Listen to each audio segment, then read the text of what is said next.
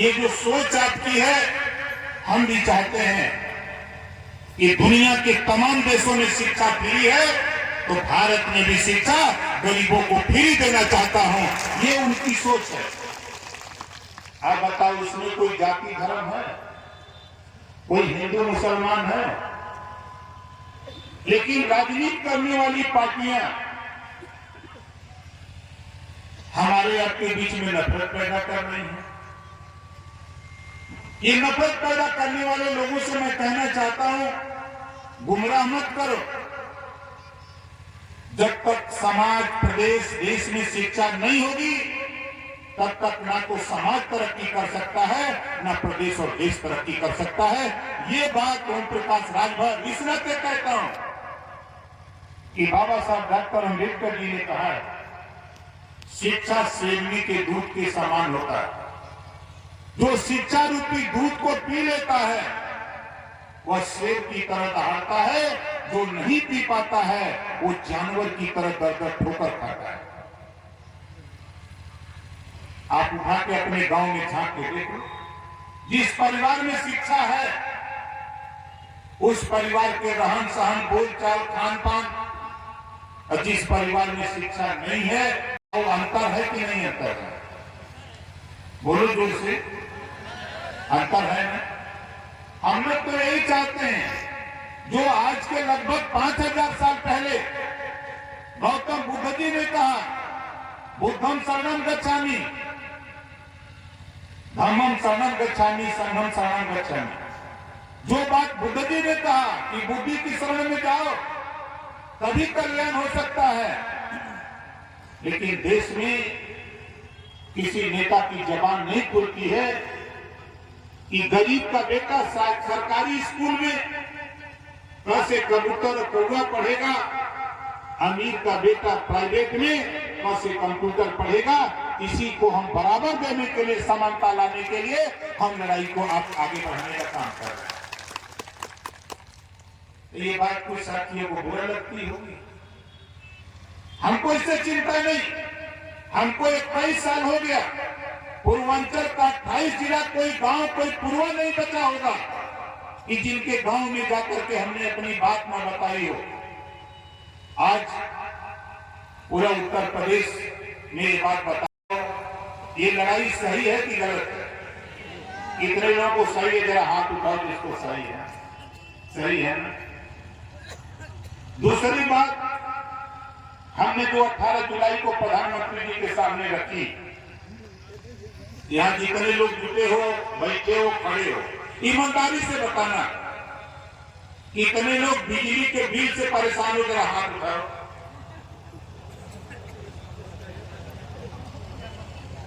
बीमारी है ना? ये बीमारी कैसे पैदा हुई जानते हो? एक ठेकेदार ने ठेका लिया प्रदेश में स्मार्ट मीटर लगाने का। स्मार्ट मीटर लगाने का ठेका लिया और वो गांव में गया और कहा कि फ्री में लगा था।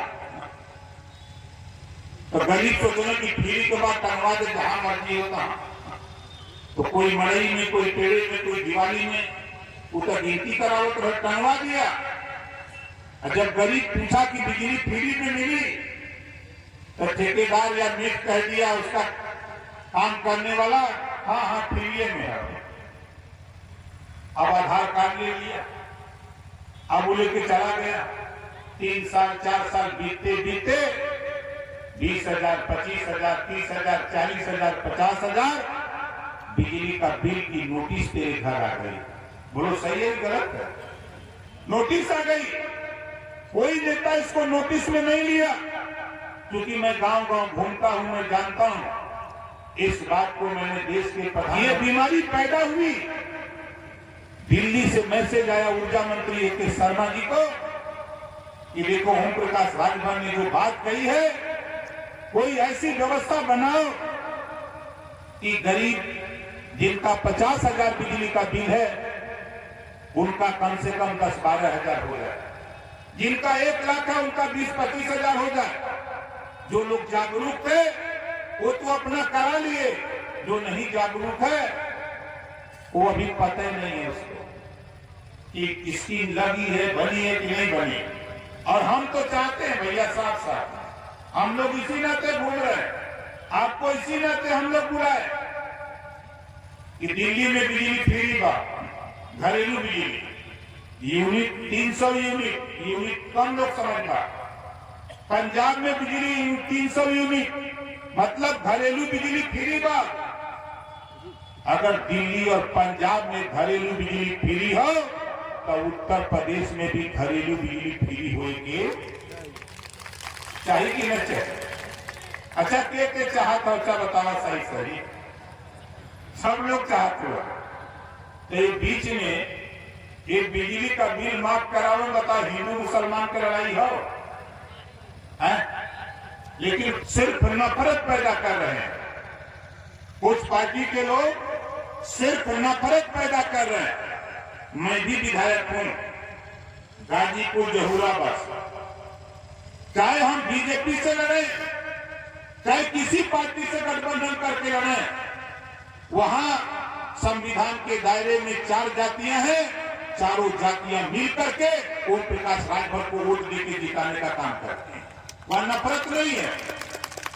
हम यहां आए हैं, हम आपको समझाने के लिए आए। माननीय योगी आदित्यनाथ जी, एक दिन मैं बैठा था, बातचीत हुई, उन्होंने मुझसे पूछा कि ओम प्रकाश जी आप बताओ गरीबों के इलाज के लिए जो स्कीम है इसमें और क्या किया जाए।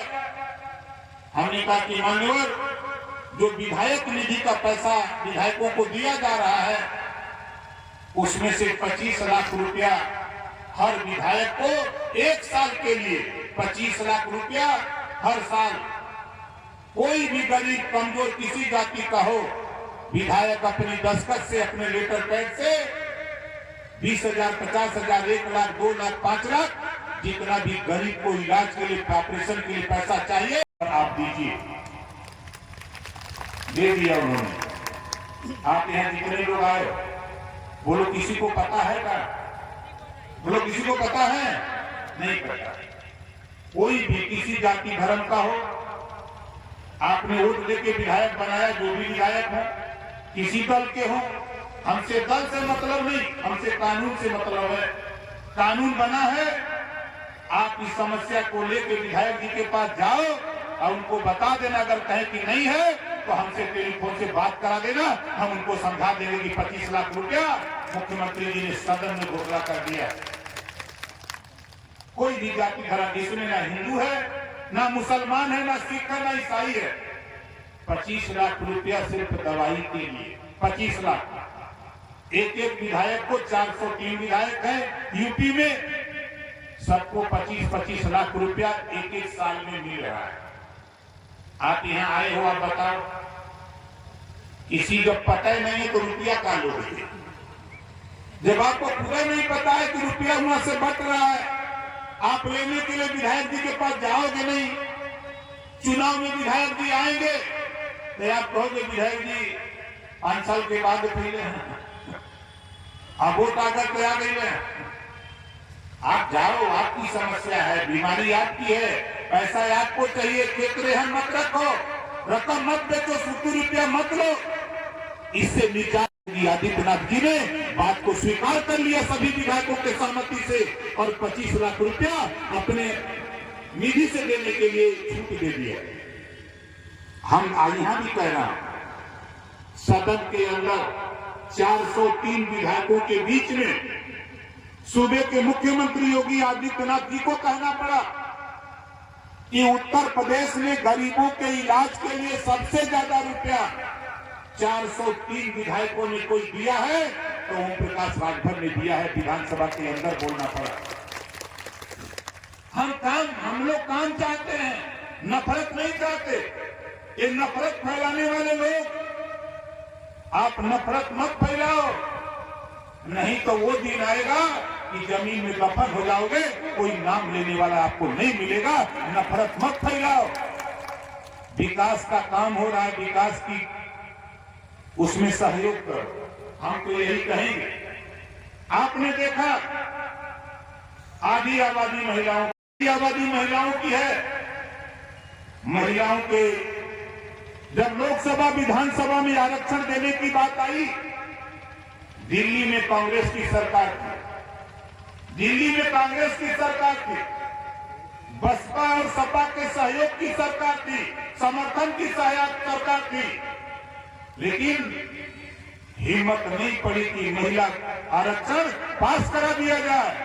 धन्य है माननीय नरेंद्र मोदी जी, जिन्होंने ललकार करके 33% आरक्षण महिलाओं को पास कर दिया कि 100 विधायक होगा तो 100 में 33 विधायक हमारी बहनें अब होंगी, हमारी बेटियां होंगी। नफरत फैलाने वाले लोगों, सोचो, ये कानून बना है तो बताओ सही है कि गलत है? हम तो आगे और चाहते हैं, हम तो बात करेंगे कि जिस तरह 33% रिजर्वेशन राजनीति में हुआ, उसी तरह 33% आरक्षण नौकरियों में हो जाए कि 100 दरोगा की भर्ती हो तो 100 में 33 हमारी बहन बेटियां दरोगा में भर्ती हो, रिजर्व सीट हो जाए, ताकि वो भी वर्दी पहन के जब थाने पर आवे तो महिलाओं के ऊपर जुल्म जाति अत्याचार करने वाला जब सामना पड़े, जब चले डंडा तो उसका दिमाग ठंडा हो जाए।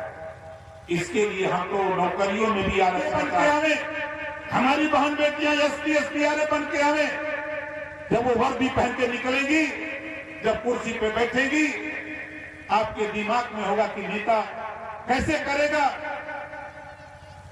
देश की सर्वोच्च कुर्सी पर राष्ट्रपति की कुर्सी को संभाल सकती है बहन, तो सीओ दरोगा एसपी की कुर्सी को भी चला भी रही है। जब फाइटर प्लेन चला रही है तो दरोगा और सीओ की कुर्सी चलाने की कौन सी बात है? इस नाते हमारी कोशिश है कि जिस तरह महिला आरक्षण राजनीति में लागू हुआ है, आप लोगों से भी कहूंगा कि देखो, अब जो हमारी बहन बेटियां हम लोगों की पढ़ लिख रही, उनको भी राजनीति में ले आओ, उनको भी भाषण सिखाओ। नहीं कल मान लो ये सीट सुरक्षित हुई, हमारी बहन बेटियां चुनाव लड़के जीत के जाएंगी, जब यहां नहीं बोलना सीखे रहेंगी तो सदन में नहीं बोल सकती। इस नाते हम आपसे निवेदन करेंगे कि लोक लज्जा छोड़ो, बहन बेटियां पढ़ लिख रही तो उनको भी राजनीति में ले आओ, ताकि आने वाले दिनों में हमारी बहन बेटियां जब सदन में खड़ा होकर के बोलेगी तब उनको अधिकार और सम्मान मिलेगा, उनकी सुरक्षा की भी गारंटी वो खुद तय कर लेगी, किसी की जरूरत नहीं पड़े। हम तो इसके लिए आपके बीच में आए। आप बताओ, बड़ी तेज चर्चा हमारे पिछड़े समाज के लोग आरक्षण की बात करते हैं। सरकार ने बाबा साहब डॉक्टर अंबेडकर जी के बाद मंत्रिमंडल से इस्तीफा अगर कोई दिया तो ओम प्रकाश राजभर। हमको मंत्री पद से बहुत मतलब नहीं रहता। हम सामाजिक न्याय समिति ये है क्या, जो 1993 में पिछड़ी जाति के लिए 27% आरक्षण लागू हुआ कि 100 दरोगा बनेगा तो 27 पिछड़ी जाति का होगा। ये कानून पास हो गया, वीपी सिंह ने लागू किया, 1993 में क्रियान्वयन में आ गया। आने के बाद ये बात किसी को पता नहीं। जब सदन में मैंने इस बात की चर्चा शुरू किया तो मंत्री होते हुए भी हमारा झगड़ा मुख्यमंत्री से हो गया। दिल्ली से वर्तमान गृह मंत्री माननीय अमित शाह जी 2 बार आए लखनऊ, 2 बार पंचायत कराए कि मान जाओ, हमने कहा ना, रिपोर्ट पुरानी है कि नहीं बनवा लो।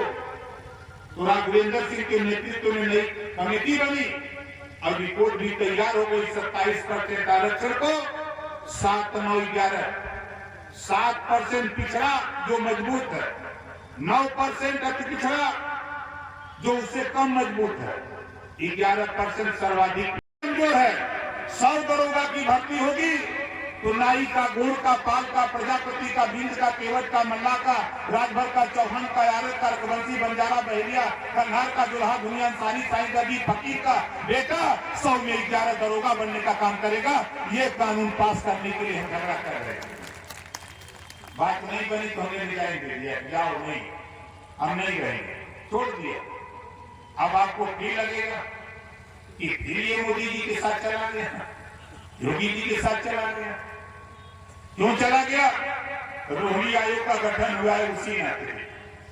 बुला करके देश के प्रधानमंत्री जी ने हमको समझाया कि देखो ओम प्रकाश जी, आप प्रदेश की बात करते हो, हम देश में आरक्षण को लागू करना चाहते हैं, हम देश में बांट करके देना चाहते हैं। जो आपकी मंशा है, देश में बटे या प्रदेश में बटे, वही बंटवारा होगा जो तूने राघवेंद्र सिंह कमेटी के नेतृत्व में बंटवारा कराया है, 7, 9, 11 का ही होगा। नीति में, शिक्षा में, स्वास्थ्य में, नौकरियों में पिछड़ गई है, उनको रिजर्वेशन देकर के, उनको हिस्सा देकर हम उनको ऊपर उठाने के लिए हम राष्ट्रीय स्तर पे हम रोहिणी आयोग का गठन किए हैं। रिपोर्ट आ गई, 5 सदस्यीय टीम पूर्व राष्ट्रपति जी के नेतृत्व में, उसकी समीक्षा हो रही है, उसको लागू करने की तैयारी हो रही। इसी नाते हम साथ में खड़े हो गए। अब बहुत से हमारे मुसलमान भाइयों को लगता होगा कि यार ये तो भाजपा में चली गई, ये काम सपा के लोग, कांग्रेस बसपा के लोग कर सकते हैं। लेकिन ओम प्रकाश राजभर कह रहा है, ओम प्रकाश राजभर के विषय में आप बताओ। लड़ाई के मामले में, सदन में बोलने के मामले में, सरकार में रह करके सब गरीबों के ऊपर जुल्म जाती है, अत्याचार के लिए लड़ने वाला, सदन से लेकर सड़क तक जितना ओम प्रकाश राजभर ने 7 साल में बोला है, बताओ कोई नेता है क्या? कितने लोग हमारी लड़ाई से संतुष्ट हो? जरा हाथ उठाओ। संतुष्ट हो? हम इसी से कह रहे हैं। हम तो अपने मुसलमान भाइयों से कहता हूं कि देखो, कांग्रेस तेरा विकास करती है। जब आजादी के बाद नौकरियों में 38% गया, और कांग्रेस ने कितना विकास किया? फिर आपका विकास का ठेका लिया बहुजन समाज पार्टी, उन्होंने विकास किया। फिर ठेका लिया समाजवादी पार्टी, फिर उन्होंने विकास किया। तीनों मिलकर के इतना विकास कर दिए कि आज नौकरियों में 1% नहीं हो। यही तेरी दुर्गति का कारण है, यही तेरी दुर्गति का कारण है।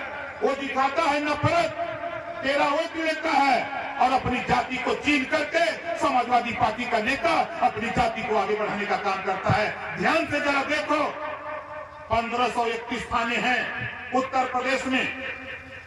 आप बता दो, कहीं 5 साल मुख्यमंत्री थे सपा के नेता, मुसलमान के बेटा को दरोगा बनाने का काम किया, कभी सिपाही बनाने का काम किया। हमारी बात तो बुरी लगती होगी सिपाहियों को, एक थाना चिन्हित कर लो। अगर 25 का स्टाफ होगा तो कम से कम 7 से 8 सिपाही या दरोगा। अकेले जी के बिरादर हूं, बोला हम भी ना हूं। आइए मुसलमान भाई लोग बाजा बजाओ, ये लोग बाजा बजाओ ना। जब द्वार पूजा लगा लो तो बाजा बजाओ। बहारों फूल बरसाओ, तेरा महबूब आया। अरे भाई, हम तो से पूछा थे तो हर महबूब कहिया ले आए। 9% आबादी यादव की, 20% मुसलमान की। ये बाजा बजावत जब बाजा। ओम प्रकाश राजभर, हम नहीं कहते मेरे साथ आओ, मैं नहीं कहता बीजेपी के साथ जाओ, लेकिन देखो पिछली सरकारें जो थी और बीजेपी की सरकार, हम सरकार की बढ़ाई की बात नहीं करता हूं। आप बताओ, किसान सम्मान निधि, पूर्व प्रधानमंत्री कांग्रेस का बयान था कि मैं दिल्ली से 100 रुपया भेजता हूं तो 15 रुपया गांव में जाता है। अब क्या हो रहा है? 100 को 100 सीधे खाता में जाता। किसान सम्मान निधि, बताओ बिचौलिया कोई है बीच में? वो 6,000 रुपया सीधे तेरे खाते में जा रहा है। राशन, पहले बिचौलिया बीच में बोरा में डाल के उनको छेद करके, पहले राशन ये बिचौलिया बोरा से झोरा में गिरा लेते रहो। अब का हाल है? राशन सीधे वहां पहुंच रहा है, जो उसका पात्र है उसके घर पहुंच रहा है राशन। ये व्यवस्था बना दिया। आवास जो बंट रहा है, उज्ज्वला योजना में गैस सिलेंडर जो बंट रहा है, शौचालय बन रहा है, बताओ कहीं भेदभाव है क्या? ईमानदारी से बताओ। इस काम में कहीं लिखा है कि मुसलमान को मत देना, ईसाई जैन को मत देना, सिख को मत देना, खाली हिंदू को देना? कोई ऐसा है पास कानून का? बोलो, नहीं है ना? हिंदू मुसलमान काहे करते हो भाई? देखो, देश विकास के रास्ते पर निकला है। ये नेता लोग है भैया, नेता नगरी है। ये नेता लोगों से सावधान रहा। इस सियासत चल गई है, यही से परेशान हो मत। ये खाली सत्ता पा जाए उतने में मस्त है। ओम प्रकाश राजभर है, यूपी नहीं लूटे जाए अब तो मजा है। पूरे उत्तर प्रदेश के 75 जिले में 25 करोड़ आबादी में ओम प्रकाश राजभर ने अपनी छाप वो तैयार किया है कि कहीं चट्टी चौराहे पर खाली नाम लो तो लोग कहते नहीं भाई नेता लड़ने वाला नेता है, लड़ाकू नेता है, बोलता बहुत तगड़ा है। वो सही कह रहे हैं, गलत कह रहे हैं? सही बात है ना? हमारे नेता लोग आए थे आपके बीच में, हमारे नेता लोग आपके बीच में आए और आकर के आप लोगों को बताने का प्रयास किया। आप यहां तक आए, आप बताओ जो थोड़ी सी बात हमने आपके सामने रखी है, हमारी बात से कितने लोग सहमत हो? जरा हाथ उठाओ। सहमत हो? देखो, ये लड़ाई है भैया। इस लड़ाई में हम आपसे कहूंगा धैर्य रखो, परेशानी मत। बड़े लंबे समय के बाद हमको अभी आ रहा हूं बहराइच से, रात को रुका और चला गया था चितौड़ा झील। 1000 करोड़ रुपया ओम प्रकाश राजभर शायद पैदा नहीं हुआ होता तो 1000 करोड़ रुपया चितौड़ा झील में लगा नहीं होता। जाके देख लो जरा। अभी काम चालू होंगे, चलेंगे, घबराओ नहीं। इसी नाते हम आप लोगों को समझाने का प्रयास कर रहा हूं। यह हमारा कार्यक्रम करने का मकसद इतना है कि देखो, हमारे नेता लोग गांव-गांव गए, आपको बताए, आप आए। हम आपको यही समझा रहे हैं एक लाइन में, ये देश में हमने हई तो हमनों के हिस्सा मिले के चाहिए कि नहीं चाहिए? चाहिए ना, सलड़ी के। खाली ओम प्रकाश राजभर अकेले, चाहे महाराष्ट्र हो, गुजरात हो, मध्य प्रदेश हो, छत्तीसगढ़ हो, तमिलनाडु हो, केरल हो, बिहार हो, बंगाल हो, आसाम हो, यूपी हो, दिल्ली हो, पूरे देश में अकेले घूम घूम के हम बाजा बजा कि जागो तभी सवेरा, जागो तभी सवेरा। इस नाते आपको समझा रहा हूं कि आप अपने विषय में सोचो, नेताओं के विषय में सोचना बंद कर दो। ये मत सोचो कि अखिलेश जी मुख्यमंत्री बनेंगे तो हमको हवाई जहाज दे देंगे, योगी जी मुख्यमंत्री तो हवाई जहाज नहीं देंगे, हेलीकॉप्टर नहीं देंगे, लेकिन विकास की योजनाएं जो है वो तेरे गांव तक पहुंचाने के लिए योगी जी कटिबद्ध हैं, मोदी जी कटिबद्ध हैं कि विकास की योजनाएं तेरे गांव तक पहुंचे। इसके लिए कार्रवाई हो रही है। कोई सीएम हो, कोई पीएम हो, तुलना कर लो अब तक के इतिहास का। हम तो घूम रहे हैं क्षेत्र में, ईमानदारी से बताओ, जो देश में रेलवे स्टेशनों का, अगर आप स्टेशन पर गए होंगे तो आपको महसूस हुआ होगा कि स्टेशनों का आधुनिकीकरण हुआ है, विकास हुआ है। आप अगर सड़क पर चलते होंगे तो पहले की तुलना में आज सड़कें बेहतर हुई हैं। बेशक गांव में सड़कें हो सकता है इलाके में कमजोर हो, वो जिम्मेदारी सरकार की नहीं है। आपके जिला पंचायत जो प्रतिनिधि हैं, जो आपने एमएलए बनाया, एमपी बनाया, जो आपने प्रतिनिधि चुना है, वो प्रतिनिधि की भी जिम्मेदारी बनती है, खाली सरकार की जिम्मेदारी नहीं बनती। हमको क्या पता है कि तेरी सड़क कहां खराब है? और मैं तो कह रहा हूं, ईश्वर न करे कोई बीमार हो, कोई अगर ऑपरेशन कराना हो, इलाज कराना हो, आप सरकारी हॉस्पिटल से एस्टीमेट बनवा लेना, खर्चा, आय प्रमाण पत्र हमको बनवा के हमको दे देना, आधार कार्ड की फोटो कॉपी दे देना, 3 पेपर दे देना, 5 लाख, 6 लाख, 10 लाख रुपया जितना इलाज के लिए डॉक्टर लिखेगा उतना रुपया हम तेरे हॉस्पिटल 10 दिन के अंदर पहुंचा देंगे। ये हम जिम्मेदारी लेते हैं। उत्तर प्रदेश में अब तक 17 करोड़ से ज्यादा रुपया हमने दे डाला है। इस नाते चुनौती लेता हूं और कहता हूं कि आप ईश्वर न करे आप बीमार हो, यदि कोई ऐसी मुसीबत आती है किसी के ऊपर, हमारे नेता जो भी हैं, हमारे जिलाध्यक्ष जायसवाल जी, उनके माध्यम से हमारे यहाँ जिस दिन पहुंच जाएगा उस दिन से 10 दिन के अंदर तेरे हॉस्पिटल में रुपया हम पहुंचाने की जिम्मेदारी लेते हैं। हम ये काम करते हैं, इस नाते करता हूं कि मुझे मालूम है मैं भी एक बहुत गरीब परिवार से पैदा हूं।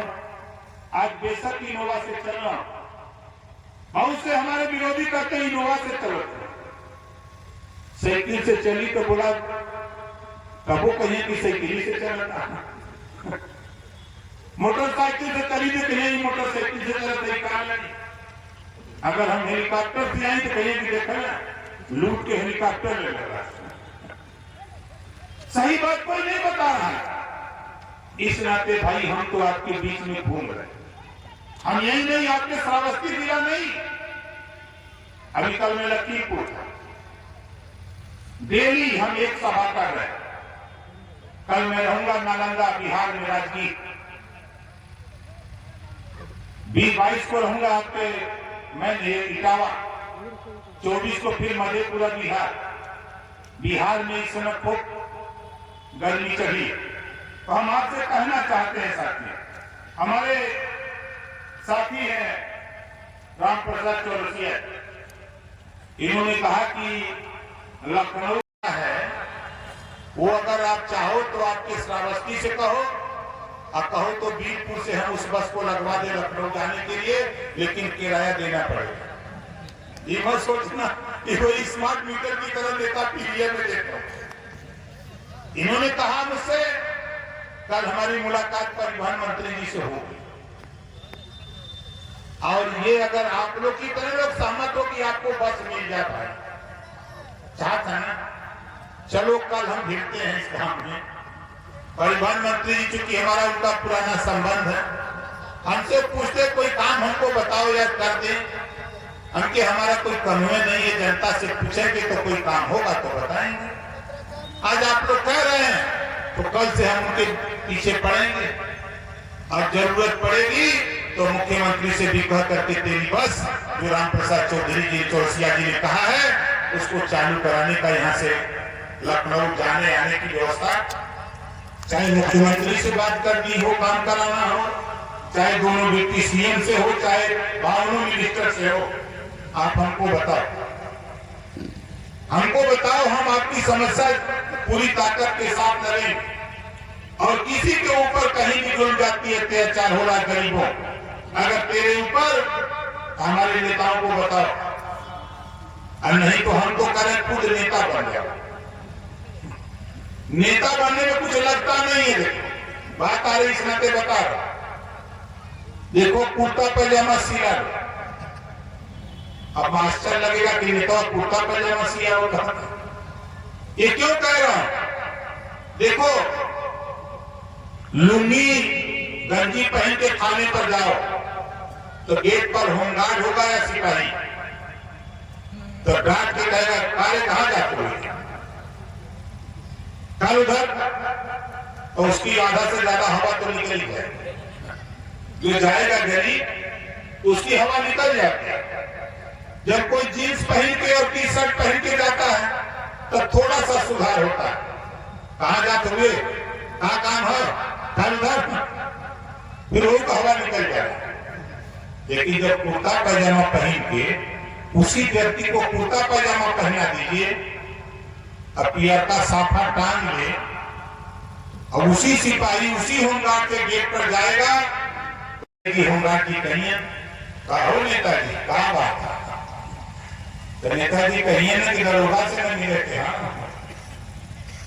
अब कुर्ता पैजामा बनाओ में कौन ताकत लगी है, कुछ नहीं, जितना में तो जींस का पैंट और शर्ट का उतने में कुर्ता पैजामा, पहले का अगर लाज लगी पहले दिन कुर्ता पैजामा सिया घरे में रख, ओकरे बाद जब 4 बजे चट्टी पर चाय पिए का टाइम हो तो घरे में दरवाजा बंद करके कुर्ता पजामा पहना, पहले दिन पहन न पे हम जाने थे हम झेलिए वाली तब बताओ दरवाजा बंद करके कुर्ता पजामा पहन के फिर निकलवा जब भरे तमतारी बहन भौजाई जे भी रही देखी तो बहुत पक्की मोहर लगा दी का हो नेता बनत है का पक्की मोहर वहीं लग गई है बाप की नेता। बाहर निकलेंगे घर से चचा काका दादा भैया बाबू जो देखेगा वो भी कहेगा का हो नेता बनत है। अब बोला मत चल गया चाय की दुकान पर जहां लोग बैठे चाय पिए तई वो दिन जाके चाय वाले से ताव से कहीं बोले अरे चाय वाले चाय दे तो चाहिए वाला ताकि देखा हो नेता हो गया कहा। अब देखा खेल आगे का करते हैं और चाय वाले के टेबल रहा मेज रहा कुर्सी लगल अक्सर मेज पर अखबार रखल रहा झपट के अखबार उठावा पढ़ले हुआ तब तक पढ़ा ना पढ़ले हुआ तो वही अखबार के खाली घर उधर उठक रहा जे देखी के कहीं का समाचार निकल हुआ खोजत पढ़ले हो कि ना पढ़ले हो और तब तक चाय वाला लिया के चाय दे दी चाय पकड़ला के बाद रखता चाय पिया चाय खत्म हो पैसा दे जाए सब्जी ले बाजार घूम के आप चलिए घरे कुर्ता पजामा निकाल के रखता घरे। अब साथी मैं दावे के साथ कहता हूँ एक गांव में 5 नेता बना दो कोई विवाद होगा तो सिपाही जी दरोगा जी जब जाते हैं गांव में तो पहले पूछते हैं कि कौन नेता हम का है गाँव में। जब पता लगे कि 5 को बायन तो सिपाही जी दरोगा जी जइए तो नेताजी भाई सुना देखा ये दरखास्त बा समझौता करा देना तो भाई हम तो पकड़ के ले गया। अगर नेता ना होना तब तो फिर दुर्गति लिखा बोला सही कहते गलत कहते आप बतावा के नेता बनी जबरी बनवा तू लोग देख लिए ना। हम बिहार में इस समय कम से कम 10,000 से ज्यादा नेता बना के कुर्ता पैजामा जैकेट पहना के तो लोग के पहना एक दिन लिया चरक शराब गई चित्तौड़ा झील सीएलए सियावल लखनऊ मिला वहीं से लिया बहुत बढ़िया कुछ देख के आए हैं कोई भीतर बन के केवाड़ी कुछ 2 लोग का जींस पैंट और शर्ट निकलवा और पहनवा के छोड़ देती जाए तब तो पहनवा कैसे ना पहनवा। तो साथी हमारा मकसद जो हम आपके बीच में जिस उद्देश्य के लिए आए हैं हम यही आपसे कहूंगा कि देखिए ये लड़ाई आने वाले दिनों में जो हम लोगों ने जिम्मेदारी लिया हम जो चाहते हैं कि गरीब का भी बेटा थाने पे सिपाही बने गरीब का भी बेटा तहसील में लेखपाल और बाबू बने वीडियो सीडीओ बने। भुगतान में पिछली सरकारों ने क्या किया हम उधर नहीं जाते लेकिन इतना जरूर है कि सरकार की स्पष्ट मंशा है कि सबका साथ सबका विकास और सबका विश्वास और सबका सहयोग। यह हिंदू मुसलमान सिख ईसाई जैन फारसी नहीं यह हिस्सेदारी की बात विकास की बात गरीबों के उत्थान की बात इसको लेकर के साथी हम लोग लड़ाई को आगे बढ़ा रहे हैं। जो जहां बैठा है वहीं